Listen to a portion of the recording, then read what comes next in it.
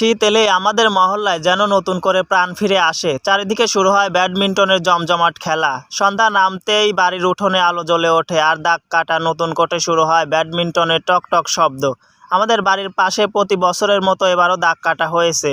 শীতের রাত মানেই ব্যাডমিন্টন, আর সেই সঙ্গে মহল্লার সব বন্ধুরা একসঙ্গে হাসি আনন্দে মেতে ওঠার সময়। ব্যাডমিন্টন শুধু একটা খেলা নয়, শরীর আর মনকে চাঙ্গা করে তোলার দারুণ উপায়। আমাদের বাড়ির পাশে বিকেল থেকে রাত পর্যন্ত এই খেলাটা হয়। ছোট বড় সবাই মিলে খেলতে আসে, আর সন্ধ্যার পর কোর্টটা যেন আরও জীবন্ত হয়ে ওঠে।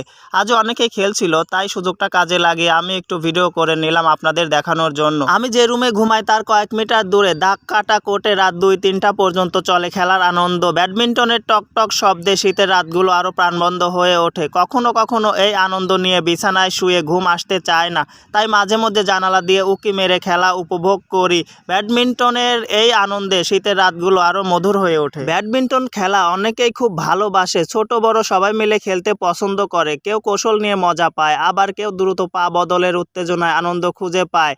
কার কার পাড়ায় বা মহল্লায় এই খেলা নিয়মিত অনুষ্ঠিত হয় অবশ্যই কমেন্ট বক্সে জানাবেন। ব্যাডমিন্টন শুধু শরীর চাঙ্গা রাখে না, বন্ধুত্ব ও মেলামেশার মজা এনে দেয়। তাই আপনার এলাকায় খেলার আনন্দ শেয়ার করতে ভুলবেন না। আজকের মতো এ পর্যন্তই। সবাই ভালো থাকবেন। আল্লাহ হাফেজ।